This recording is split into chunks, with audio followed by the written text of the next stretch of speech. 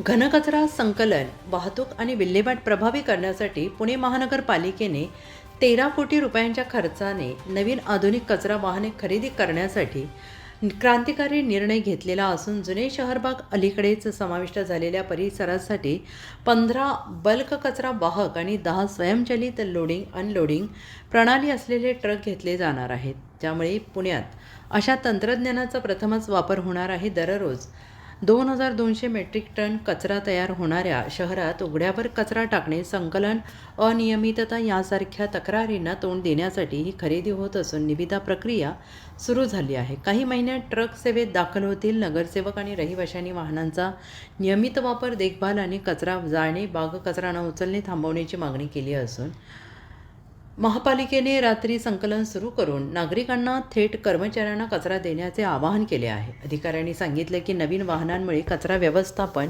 सक्षम होईल, वाहतूक जलद होईल, शहर स्वच्छ राहील, ज्यामुळे तक्रारी कमी होतील, कचरा संकटावर उपाययोजना बळकट होईल.